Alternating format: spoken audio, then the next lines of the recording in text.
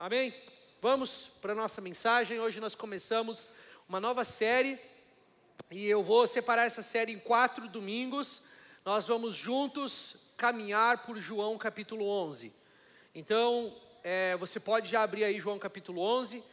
João capítulo 11 é o famoso capítulo onde nós temos a ressurreição de Lázaro. Maria e Marta mandam um mensageiro a Jesus para dizer que seu irmão está doente. Alguns dias mais tarde, Lázaro falece e Jesus então vem naquele encontro emocionante em que o próprio Jesus chora diante desse acontecimento e proclama a ressurreição de Lázaro, e Lázaro vem para fora com nova vida, e esse é um dos capítulos pregados em época de Páscoa, né? Então nós vamos fazer essa série até meados de março, e aí nós vamos estar prontos de fato para começar uma série de Páscoa que nos levará até o final do mês de março, e assim nós vamos caminhando pela Bíblia. Eu queria convidá-los a ler comigo João capítulo 11, do versículo 1 ao 16, e aí na outra semana nós vamos do 17 ao 28, e assim vamos cobrir 4 cenários diferentes. Nós vamos olhar hoje para João 11 da perspectiva do diálogo, da interação de Jesus com os discípulos. No outro domingo nós vamos olhar para a interação de Jesus com Marta, depois nós vamos olhar para a interação de Jesus com Maria, e aí então finalmente Jesus e Lázaro. O capítulo foi escrito dessa forma, você verá de forma incrível, o capítulo é separado nessas sessões de diálogos bem claros. Então hoje nós vamos começar com a perspectiva dos discípulos. Versículo 1 de João 11. Certo homem chamado Lázaro estava doente. Ele era de Betânia, povoado de Maria e de sua irmã Marta. Maria, cujo irmão Lázaro estava doente, era a mesma que derramara bálsamo perfumado sobre o Senhor e lhe enxugara os pés com os cabelos. Então as irmãs de Lázaro mandaram dizer a Jesus: Senhor, aquele a quem amas está doente. Mas ao ouvir isso, Jesus disse: essa doença não é para a morte, mas para a glória de Deus, para que o Filho de Deus seja glorificado por meio dela. Jesus amava Marta, a irmã dela, e Lázaro, mas ao saber que ele adoecera, permaneceu ainda 2 dias no lugar onde estava. Depois disse aos discípulos: vamos outra vez para a Judéia. Eles lhe disseram: Rabi, há pouco os judeus procuravam apedrejar-te, e mesmo assim voltarás para lá? Jesus respondeu: o dia não tem 12 horas? Se alguém anda de dia, não tropeça, pois vê a luz deste mundo. Mas se anda de noite, tropeça, pois nele não há luz. E tendo dito isso, acrescentou: nosso amigo Lázaro adormeceu, mas vou despertá-lo do sono. E os discípulos lhe disseram: Senhor, se ele está dormindo, ficará bom.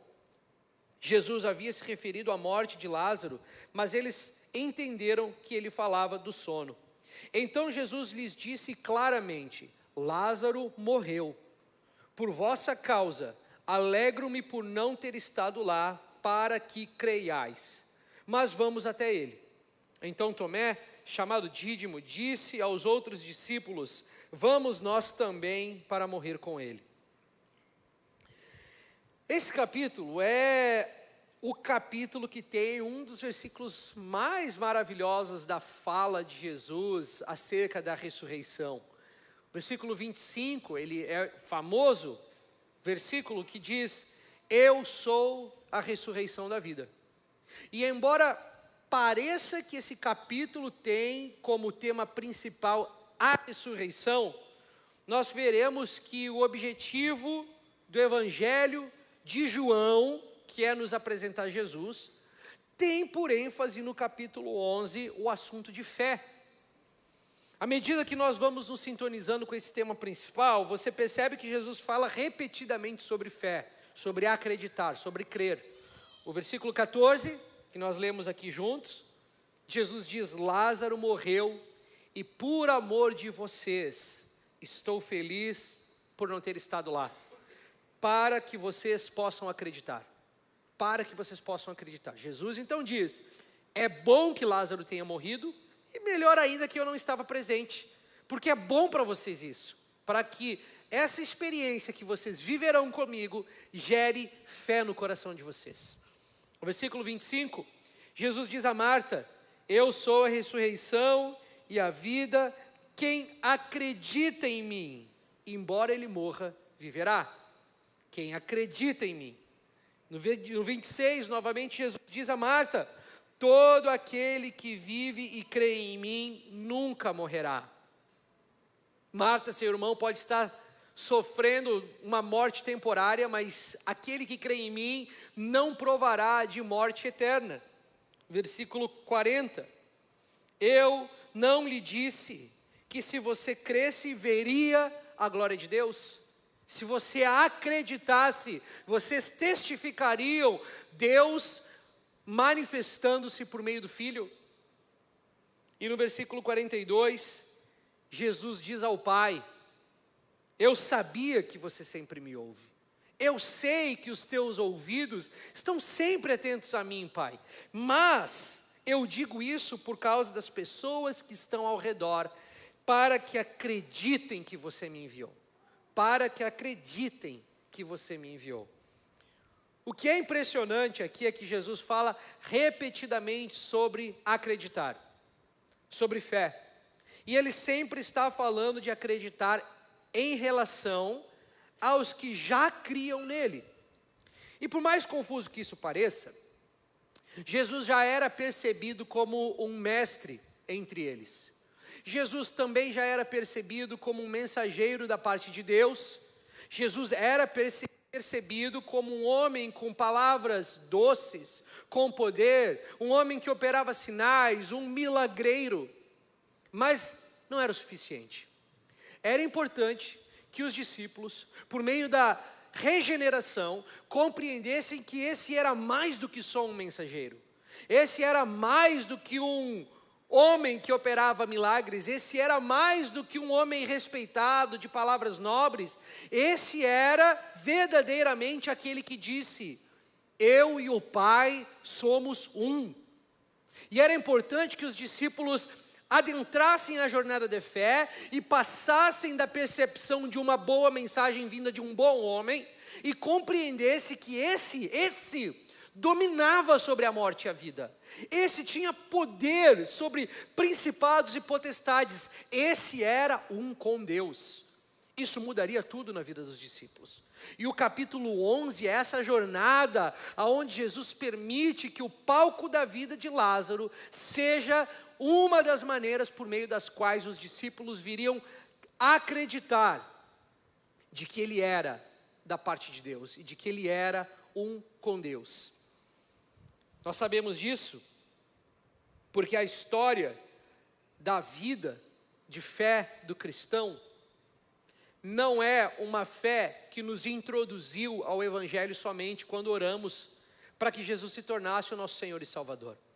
Algumas pessoas se relacionam com a fé como se a fé fosse essa porta de entrada para a fé cristã, e não se relacionam com a fé como um negócio vivo, como algo dinâmico, como algo que cresce, diminui, como algo que floresce, como algo que murcha, como algo que vai bem e se não cuidarmos vai mal.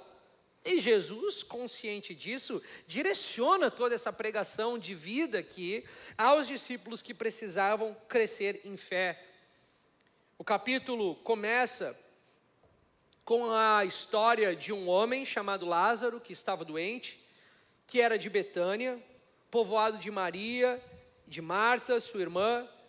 E João começa apresentando-nos essas duas irmãs que parecem vir de uma família com muitos recursos financeiros. E um dos motivos que nos dá essa interpretação é que Lázaro morre e ele mais tarde é enterrado em um túmulo. E seria necessário muito dinheiro para ter um espaço de descanso para quem morria. Um segundo indício que nos mostra que essa era uma família com bastante recursos financeiros é que o versículo 2 nos diz que esta Maria é a mesma que viria mais tarde ungir os pés do nosso Senhor e secá-los com seus cabelos ao derramar um perfume de alto valor. o que alguns comentaristas acreditam ser fruto de uma herança, de um presente recebido. E em terceiro, esse capítulo abre nos dizendo que estas duas irmãs enviaram alguém até Jesus, possivelmente um mensageiro. Esse simples fato, com aquela distância que estava, Jesus de um lado do Jordão, elas do outro lado, indica que essas irmãs tinham recursos suficientes para bancar o envio de um mensageiro até Jesus, para levar uma mensagem que não chegava de nenhuma outra forma, afinal, não existia tecnologia, não tinha nada de além de um ser humano que pudesse carregar uma novidade. E eu estou contando isso para vocês porque diante da morte, diante da doença que leva à morte, e diante de fatalidades, a morte prevalece como um grande nivelador entre ricos e pobres. A história é de que ninguém está isento de sofrer dor e perda, nem o rico e nem o pobre, de chegar diante de uma situação de total impotência, como essas irmãs viviam agora e relatavam ao seu Senhor. A mensagem que elas enviam a Jesus nos dá uma indicação de como podemos orar diversas vezes em momentos diferentes da nossa vida. A oração que elas enviam a Jesus, ou a informação, a fala que elas enviam a Jesus, tem apenas 7 palavras, mas são cheias de significado. Senhor, aquele a quem você ama está doente. Aquele a quem você ama está doente. Elas se referem a Jesus como Senhor, que é de fato uma referência certa a Ele, o Senhor que é o dono da vida, o Senhor que é poderoso sobre tudo, sobre a morte. Se Ele assim não fosse, não haveria sentido na busca da jornada de fé, nem dessas irmãs, nem da minha e nem da sua. Então, a chegar-se a Jesus reconhecendo o seu senhorio, é reconhecer que Ele tem autoridade, mesmo quando diante de situações estamos perplexos e sem saber o que fazer. Reconhecer o senhorio de Jesus é reconhecer que Ele é capaz de fazer a sua vontade sempre, da maneira que Ele quiser, e de que nada é difícil para Ele. Chegar-se a Jesus como Senhor é a convicção que constitui o próprio fundamento de oração. E aqui essas irmãs referem-se a Ele como o Senhor e afirmam o amor de Jesus por Lázaro, dizendo: Senhor, aquele a quem você ama está doente. Muitos de vocês conhecem a história, já leram João 11 em outros momentos da sua jornada, e lembrarão que quando Jesus vai ao túmulo de Lázaro mais tarde, nós veremos isso em outra semana, o relato é que Jesus chora ao lado do túmulo. Jesus, ao ver o túmulo onde o seu amigo está enterrado, Jesus chora. E aí o versículo 36 diz que algumas pessoas que estavam presentes disseram: veja como ele o amava, ele está chorando. O 37 vai dizer: não é este o homem que abriu os olhos dos cegos? Não é este o homem que fez milagres por toda a área? Não poderia ele também ter impedido que este homem morresse?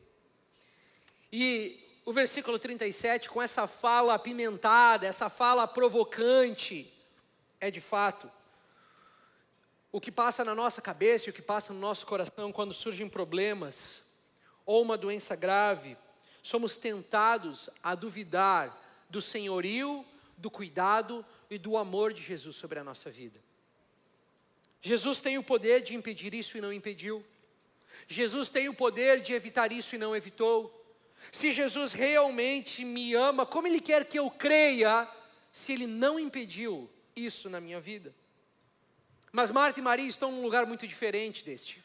Marta e Maria estão num lugar melhor, porque elas dizem: Senhor, se você o ama, saiba somente, ele está doente. E não se você o ama, porque ele está doente. Elas não questionam o senhorio dele, elas não questionam o amor dele. Elas poderiam perfeitamente falar: Senhor, se você realmente ama o nosso irmão, por que é que ele está doente? E elas não fazem isso. O que elas dizem é: Senhor Jesus, nós sabemos que você ama Lázaro. Nós sabemos que o seu amor por ele é de verdade. E queremos que você saiba, ele está doente. Ele está afundado em uma cama, ele está enfermo. Mas queremos te dizer que sabemos que você o ama. Nunca permita que uma doença ou qualquer provação o faça duvidar do amor de Cristo por você ou por alguém que você ama. Essas irmãs não tinham dúvida. Não temos outro caminho senão afirmar o amor de Jesus. Nós chegamos aonde chegamos por causa do seu amor.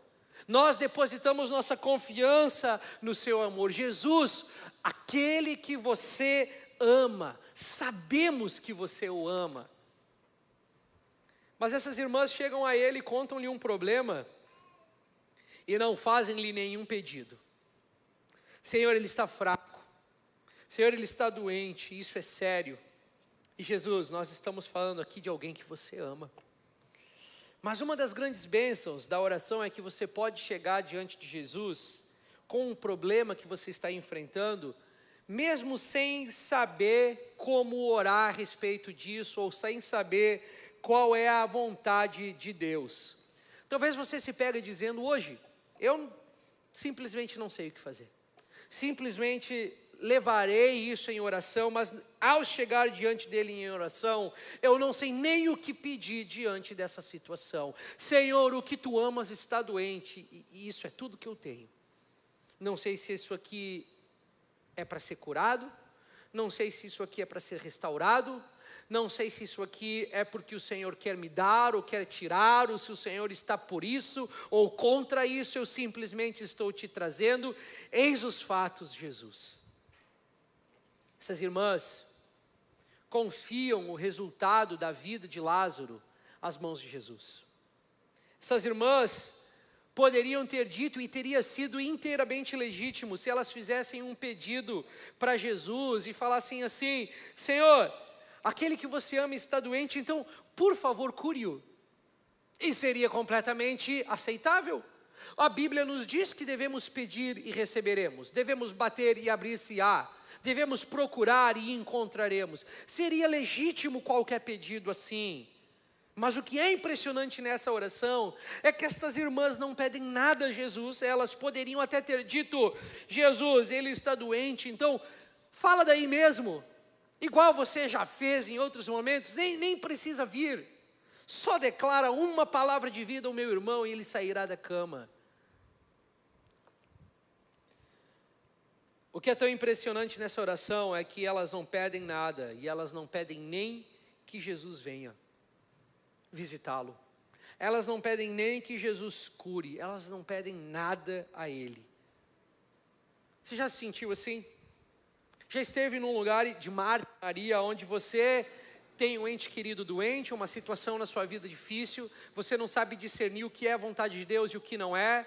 Eu passei por isso nas minhas crises teológicas da época de seminário, passavam por meio do dom de cura também. Passavam por meio também da compreensão de: Senhor, o que é tua vontade, o que não é tua vontade. Eu, por não saber qual é a vontade de Deus, eu sempre vou pedir por cura. Eu sempre vou orar por cura. Mas existem momentos de diálogos internos aqui entre eu e meu Deus, que eu busco, Senhor, e sondo. Parecido com Marta e Maria, eu simplesmente chego para Deus e sem saber o que pedir, só desabafo e coloco para fora o que me deixa perplexo.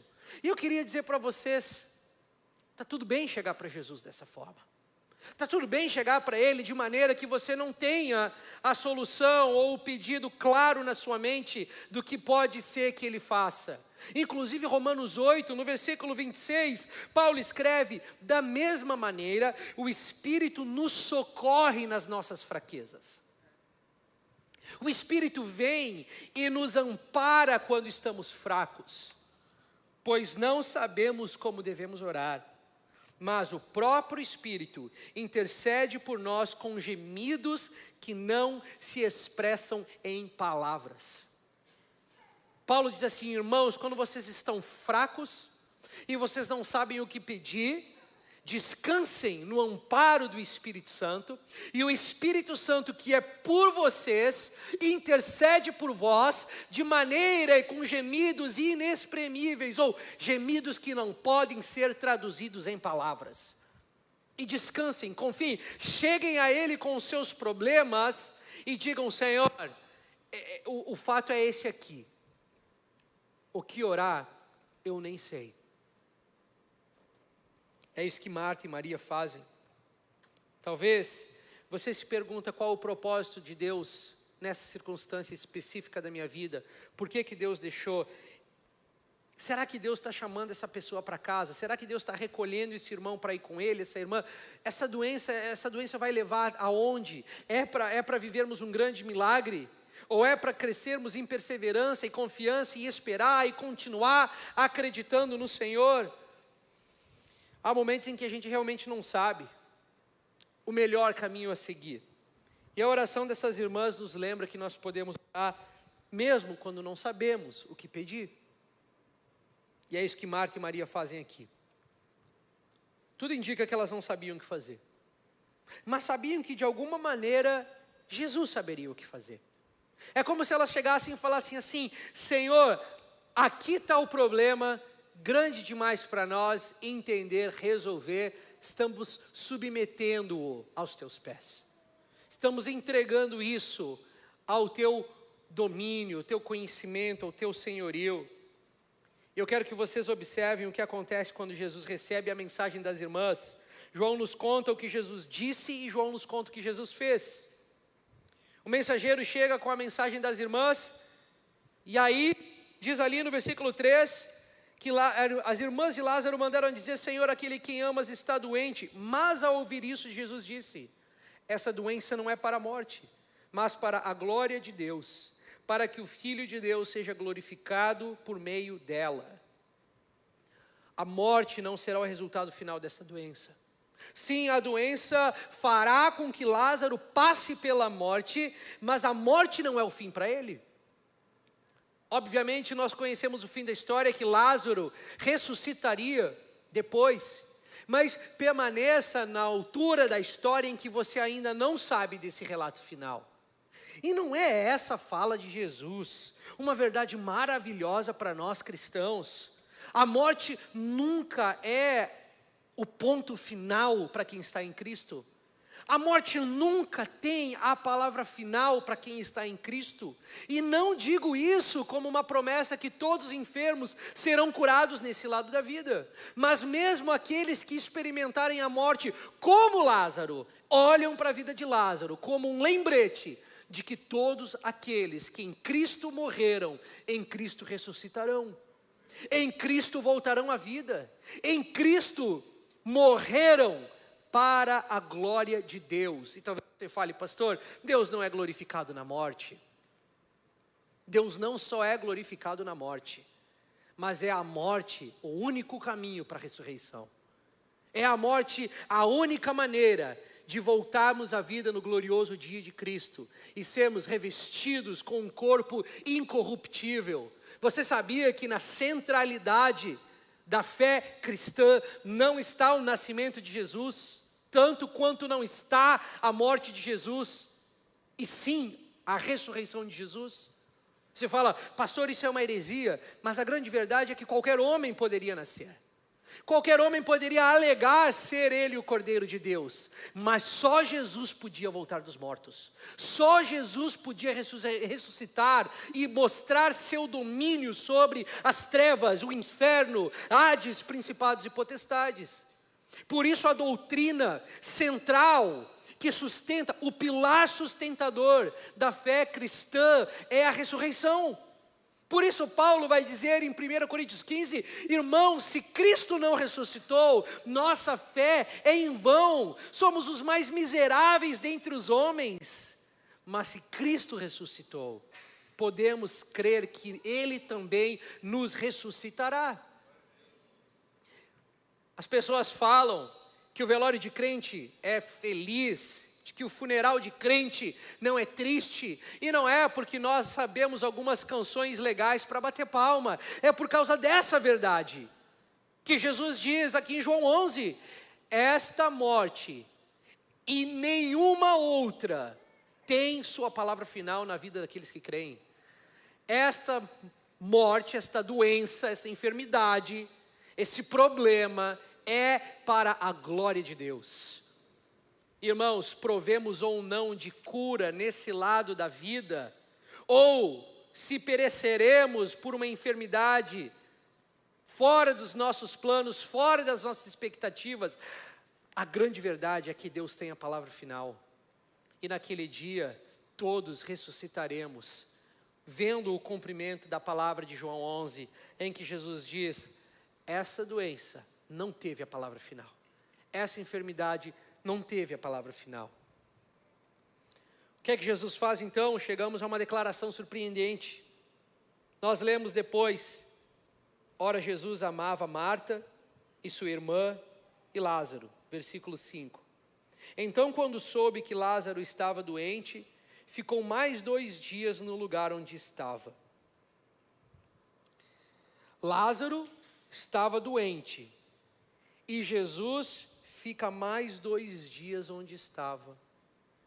É sério, Jesus? Você esperaria que ele dissesse: Jesus amava Marta, Maria e Lázaro. Então, quando soube que Lázaro estava doente, deixou tudo e foi imediatamente encontrá-lo. Pense nisso da perspectiva dessas 2 irmãs. Elas enviaram um mensageiro a Jesus, que estava do outro lado, no lado leste do Jordão, naquele momento. Seria cerca de 1 dia de viagem a pé para o mensageiro chegar lá. Ao ouvir o relato do mensageiro, Jesus reuniria seus discípulos, arrumaria as suas coisas, e era pelo menos possível que Jesus tivesse chegado no final do dia seguinte até o vilarejo. Mas Jesus não veio naquele dia, Jesus não veio no dia seguinte, nenhum sinal de Jesus, e nós conhecemos muito bem essa história. Porque você ora e nada acontece. Você pede e aparentemente Deus não está fazendo nada. Você espera e coloca toda a sua paixão em oração e Jesus está demorando.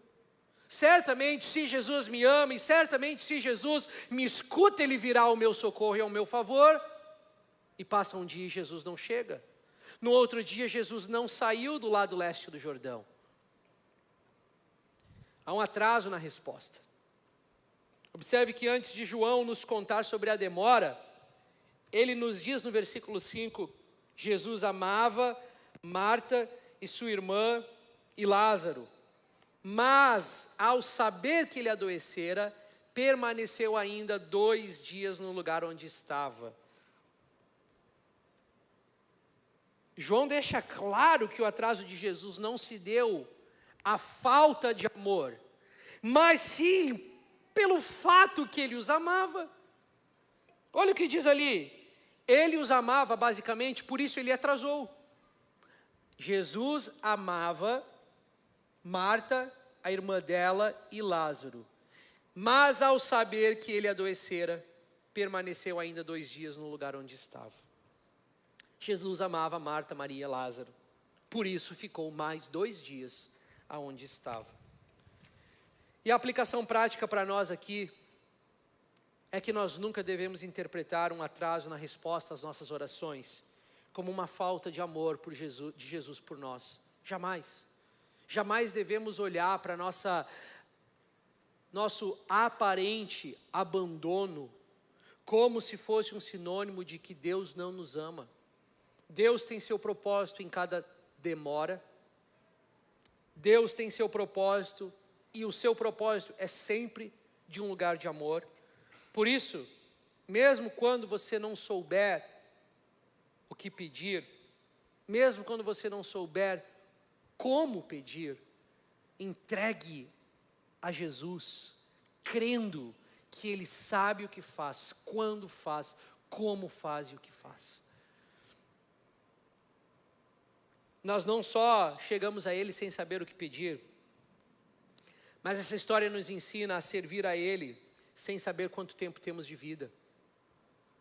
O versículo 7 é marcado pela fala de Jesus aos discípulos, onde Ele diz: vamos outra vez para a Judéia. E eles lhe disseram: Rabi, há pouco os judeus procuravam apedrejar-te, e mesmo assim voltas para lá?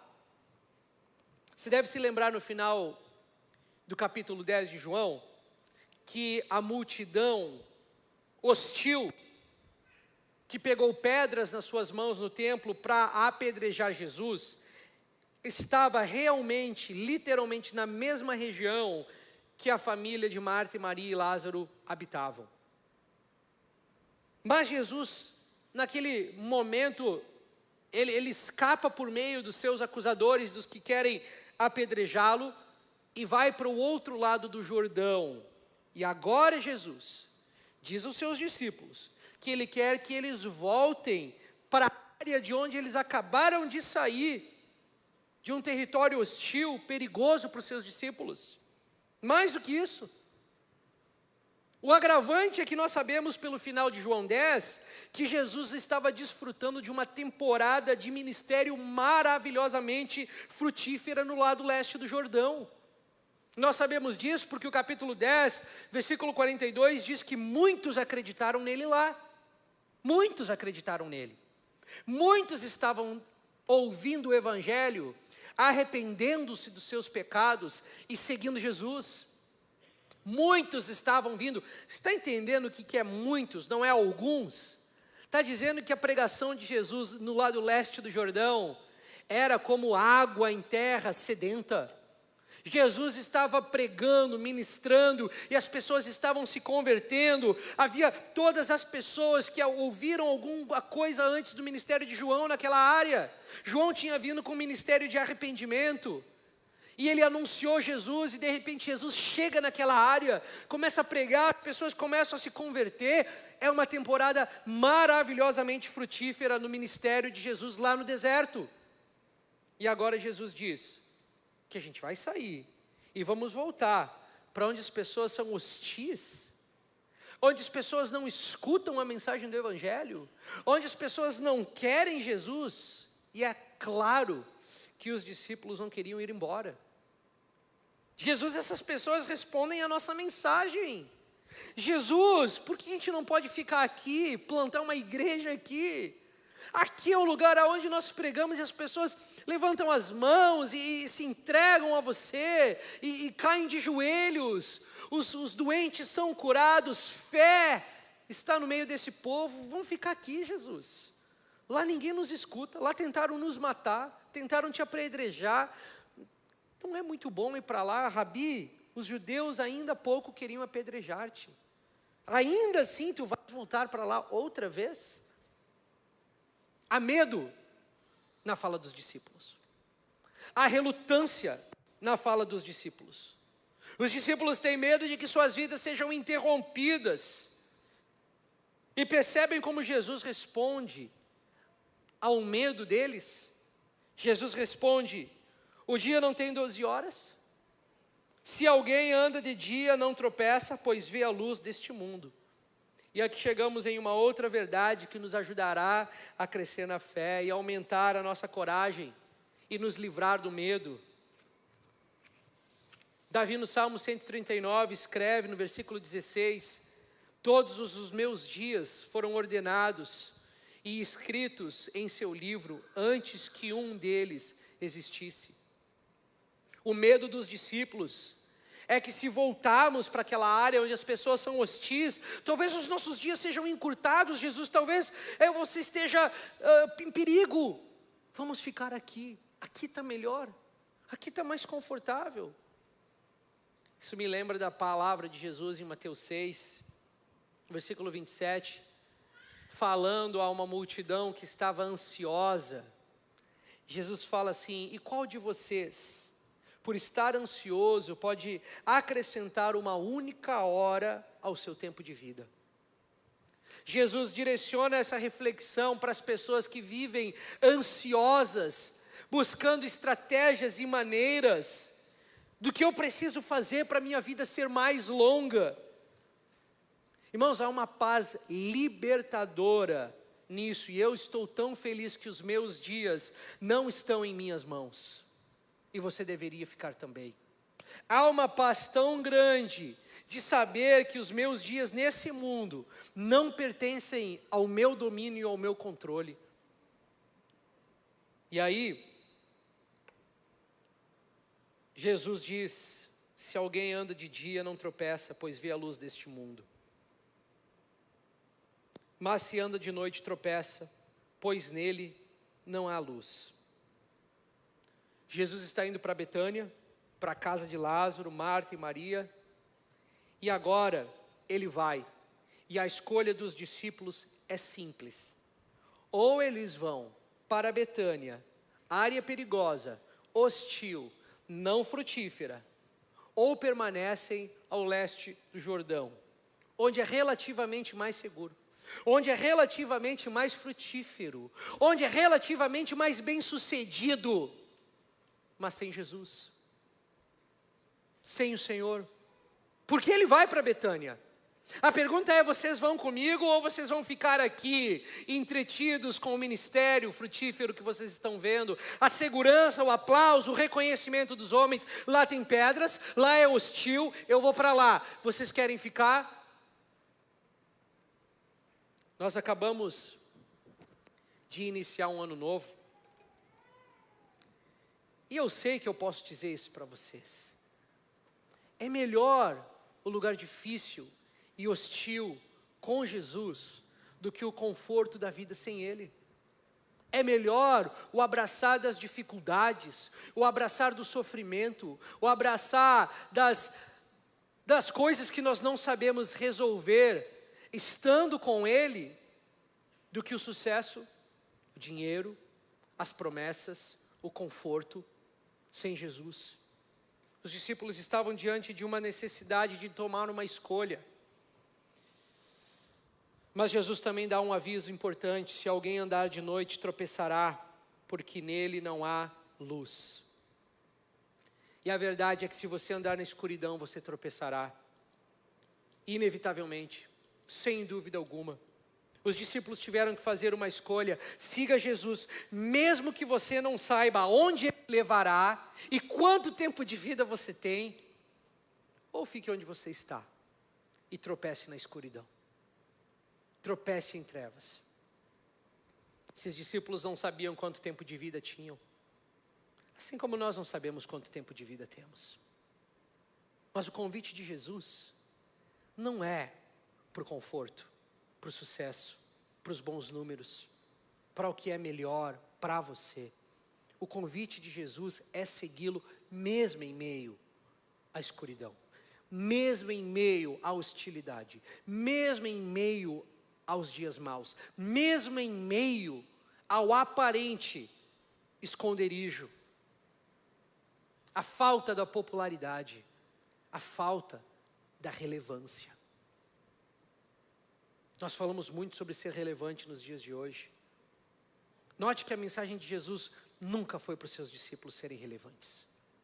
A mensagem de Jesus nunca foi: fiquem aonde vocês podem ampliar o alcance da voz de vocês. O convite dele foi: vocês podem, querem, irão me seguir, mesmo aonde é hostil, mesmo aonde é escuro, mesmo aonde vocês não serão bem recebidos, mesmo aonde podem ser apedrejados, vocês querem vir comigo? O time de louvor pode subir já. E o final desses versículos, há um momento maravilhoso. Quem diria Tomé? Entre todas as pessoas, Tomé dá um passo à frente. No meio da dor, no meio da dúvida, no meio do aparente perigo. Quando eu digo o nome Tomé, qual é a primeira palavra que vem na sua cabeça? Dúvida. A fé de Tomé, a gente não fala isso: ei, esse aí tem fé de Tomé, esse cara aí tem que ter mais fé. Porque Tomé é conhecido por ser aquele que, quando Jesus aparece ressurreto, não acredita que é Ele. E diz assim: eu só vou acreditar se eu tocar. Eu só vou acreditar se eu tiver evidência, comprovar. Talvez esse é conhecido como um momento mais baixo da vida ministerial de Tomé. Mas há mais em Tomé do que aquele dia que sem dúvida se tornou tão evidente. Aqui foi certamente um dos melhores momentos no ministério de Tomé. Porque aqui Tomé dá um passo à frente, mostra uma coragem extraordinária. Ele vê aqueles irmãos, aqueles discípulos temerosos, preocupados: mestre, nossa vida está em perigo se nós voltarmos para o outro lado. Mas Tomé olha para os seus amigos e corajosamente diz assim: vamos nós também. Vamos nós também para morrermos com Ele. Vamos nós também para juntar-se ao nosso Jesus. E se perecermos, perecemos. Tomé faz um convite a nós. Tomé faz um convite a você. Tomé diz assim: não procure o caminho mais fácil. Não procure o caminho que faz mais sentido para os seus sonhos, para o seu ministério, para o seu foco. Tomé olha para os seus irmãos medrosos e diz: eu vou. Vamos junto? Vamos nós lá. Se morrer, morremos. O que importa é estar com Ele. O que importa é que estaremos com a luz do mundo. O que importa é que se estivermos com Ele, haverá graça para a dor, haverá sustento na dor, haverá um transbordar de Deus na angústia. Eu nunca me lembro de uma vez estar pregando na igreja antiga e no meio de um domingo qualquer, uma mensagem que não tinha nada a ver com cura, eu vi entrando na rampa da igreja um irmão com uma criança deficiente, e enquanto eu pregava uma mensagem nada a ver, eu tinha um diálogo com Jesus. Se existe uma parada de TDAH espiritual, eu devo ter, porque eu estava no meio da pregação com a cabeça e conversando com Deus de outra coisa. E eu falei assim, aquela hora que eu vi aquela criança, eu falei assim: Senhor, eu nunca conseguiria. Eu jamais conseguiria ser pai de uma criança com tamanha dificuldade pelas minhas debilidades. Eu não conseguiria. E na hora que esse pensamento me veio à mente, é como se o Senhor falasse no meu coração, Ele dissesse: ah, você conseguiria sim, porque eu te daria graça, eu te ajudaria. Eu viria com o meu espírito e lhe daria todas as ferramentas necessárias para você encontrar alegria em meio à dor. Irmãos, a vida do crente é o que eu falo frequentemente aqui, é esse paradoxo de encontrar alegria em meio a dificuldades, de encontrar conforto no meio da dor, de encontrar paz no meio de um turbilhão, de uma perseguição, de uma tempestade. Por isso o convite de Jesus para aqueles discípulos era importante. Vocês podem ficar aqui onde está tudo bem, onde o ministério de vocês triunfa, mas eu não vou ficar aqui. Eu vou ao encontro de Lázaro, de Marta e Maria, passarei no meio da hostilidade novamente, abraçarei as pedras no meio do caminho. Vocês querem ficar aqui sem eu, ou vocês querem vir comigo? E eu nem me refiro hoje à morte física, mas quantos de nós encontram-se embaraçados com questões que nos desviam, nos puxam, nos impedem de seguir Jesus? Esses caras estavam lidando com o medo de morrer. Nós estamos lidando com as coisas que a gente gosta demais e não quer abrir mão. A gente lida com as coisas que a gente ama demais, com coisas que a gente tem num lugar muito precioso para nós, e sabemos que não é a vontade de Deus, e se coloca no caminho de seguir Jesus. E o convite de Tomé hoje é: por que você não vem comigo? Por que você não vem comigo? E se morremos, morremos, mas vamos com Ele. Vamos abrir mão dessas outras coisas que são legais e que são aparentemente boas. Existe alegria em seguir Ele, existe segurança em seguir Ele. Lembra das palavras de Daniel e seus amigos, quando Nabucodonosor ameaça jogá-los na fornalha, se eles não se dobrassem e adorassem os ídolos? E esses jovens rapazes dizem assim: o nosso Deus a quem servimos, esse Deus é capaz de nos livrar da sua fornalha, ó rei. Mas se não nos livrar, saiba hoje, nós não adoraremos os teus ídolos. Ele pode, mas se ele não me livrar, não faz mal. Eu continuo amando-o, eu continuo sendo fiel, eu continuo seguindo-o, eu continuo guardando o meu amor e a minha devoção somente para ele.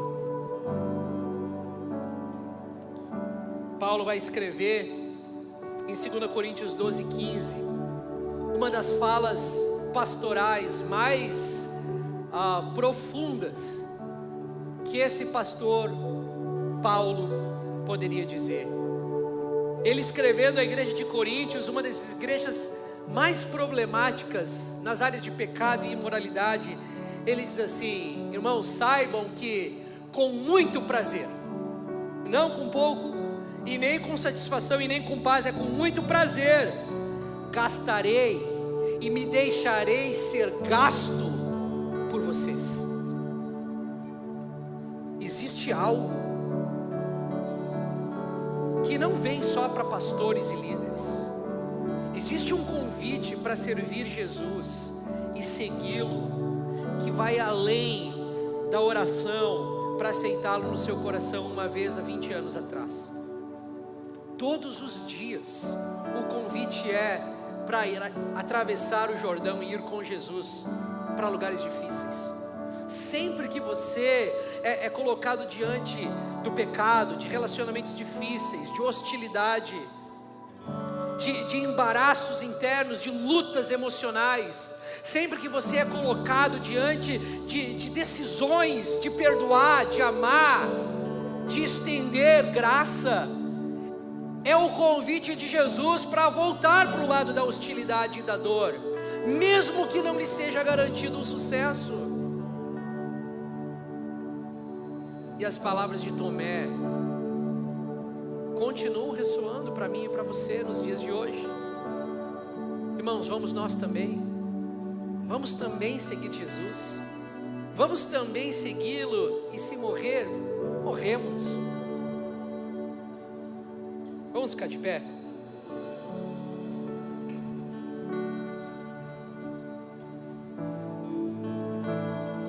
A história de João 11, como eu falei no início, é uma história onde a fé é convidada a crescer, onde crer em Jesus é um convite a ser feito.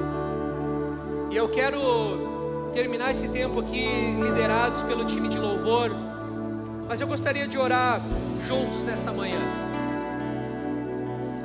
de duas maneiras. Se você está aqui hoje e você se sente igual Marta e Maria, você fala assim: eu tenho problemas, eu tenho dores, eu tenho coisas que me deixam perplexo, e eu não sei nem o que e como pedir a Jesus.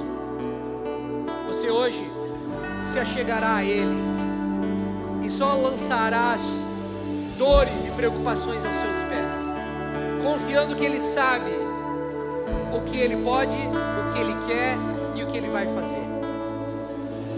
Sejam enfermidades, sejam questões emocionais, sejam questões relacionais, sejam questões financeiras, seja um trabalho, um relacionamento. Senhor, aquele a quem Tu amas está doente. Eu não sei se o Senhor quer curar, eu não sei se chegou a hora dele, mas eu só quero te dizer: estou confiando no Seu amor. E existe um ponto de perplexidade na minha vida, eu quero entregar isso ao Senhor. E é o outro grupo, porque eu quero orar, é aqueles que hoje ouviram as frases, as palavras de Tomé, e sabem que precisam desembaraçar-se das coisas para seguir Jesus. Sabem que precisam abrir mão de algo, de algum temor, de algum conforto, de alguma promessa de sucesso, de algo onde você fala e diz assim: Jesus não está aqui, mas aqui está bom. E ir para o outro lado custa, e Jesus está lá, mas eu escuto as palavras de Tomé e eu quero ir com Ele. Eu quero desembaraçar-se dessas coisas, e eu quero ir com Jesus. enquanto o time de louvor nos lidera em adoração, quero convidar você que está em uma dessas duas situações para vir à frente e nós vamos orar juntos. Nós vamos apresentar as nossas dores a Jesus.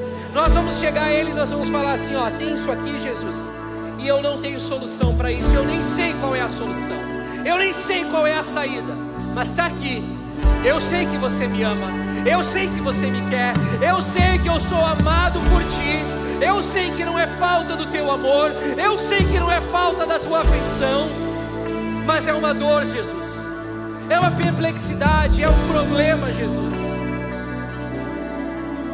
E nós também nos achegaremos a Ti, dizendo: hoje atravessaremos o Jordão contigo, hoje iremos para o outro lado com Jesus, hoje vamos nos desfazer dos temores, das presas, das correntes, dos enganos.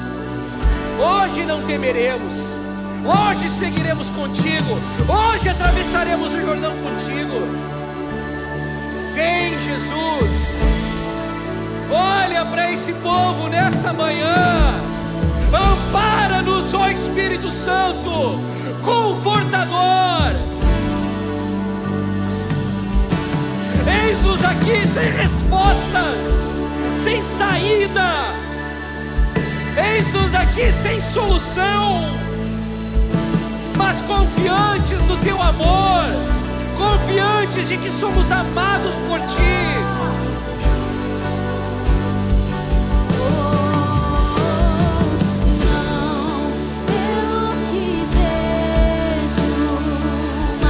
Missionários e líderes, venham orar aqui, por favor, com as pessoas. Se você é membro da F-Hop e quiser orar aqui também, nos ajudar.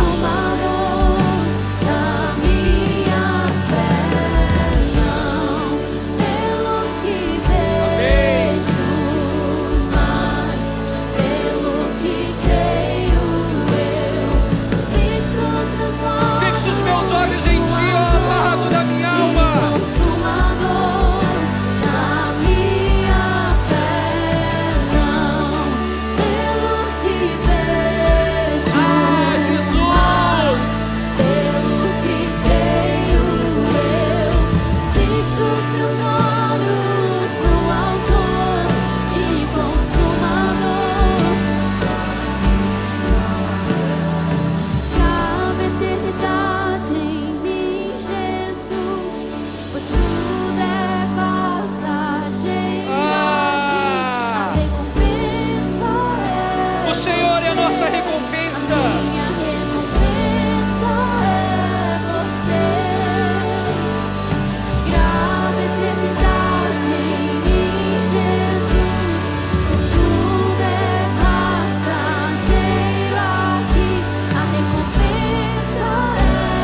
Você é a nossa recompensa, você é a nossa recompensa, Jesus. Grava eternidade em mim, Jesus, pois tudo é passageiro aqui, a recompensa é você, a minha recompensa é você.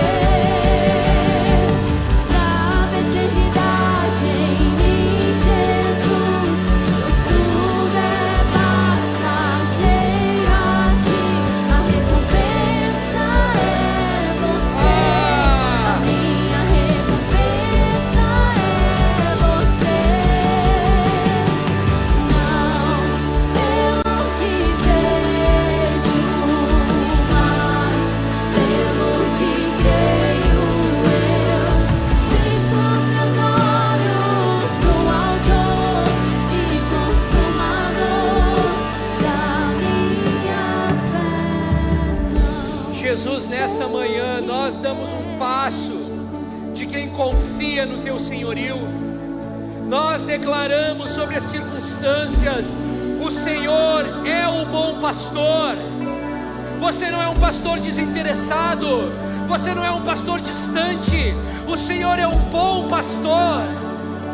Nessa manhã, que a paz que excede a razão reine no nosso coração.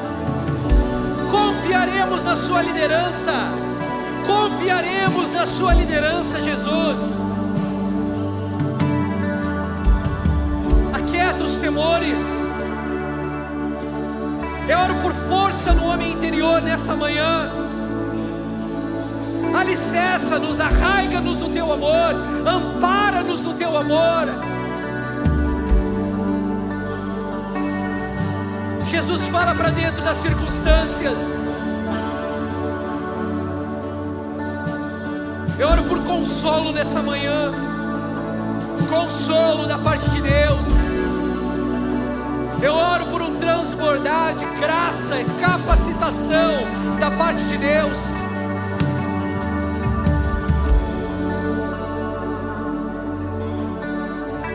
Senhor, nós confiamos na Tua liderança da nossa vida.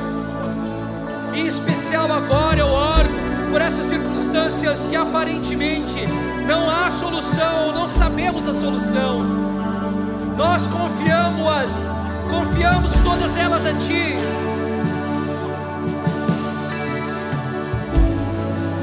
Relacionais, financeiras, pecados com os quais lutamos, doenças que nos perseguem, decisões de vida, de mudanças.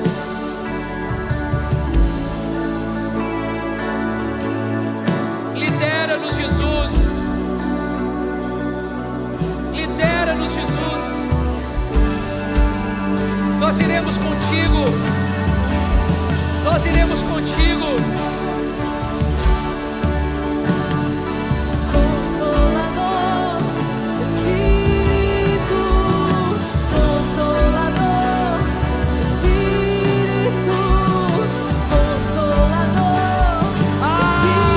O Consolador! Vem sobre nós, Espírito Santo!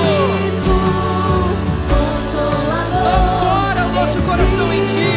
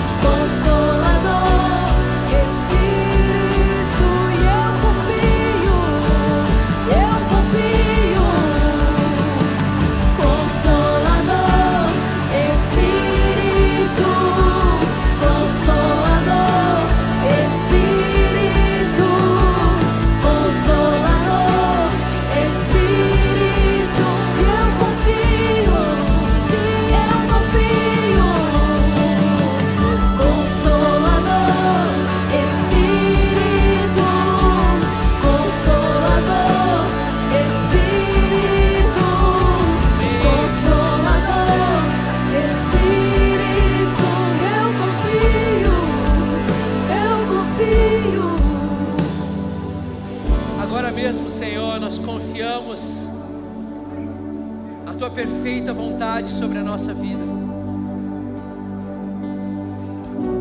Senhor, para os irmãos e irmãs que nessa manhã não entendem, não sabem, não compreendem o fazer de Deus, eu te peço, brilha a luz sobre os nossos corações, nos ajudando a crer inabaláveis no Teu amor e no Teu amparo. Nessa manhã, Senhor, leva embora todo medo, toda dúvida, toda mentira que nos acusa contra o amor de Deus, que nos mente a respeito de quão amados somos. Nós somos os que o Senhor ama.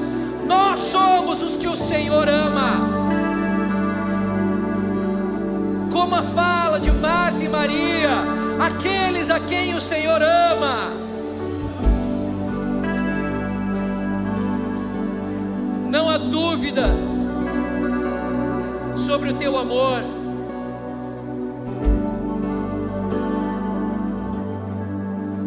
Firma-nos nele. Leva embora o medo.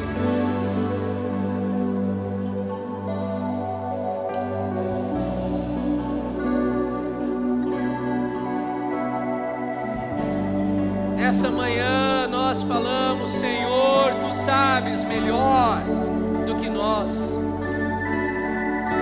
Tu sabes melhor do que nós.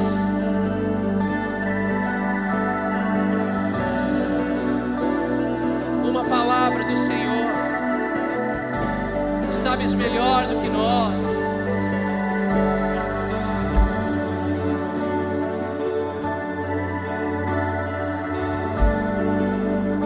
Perfeita liderança de Jesus.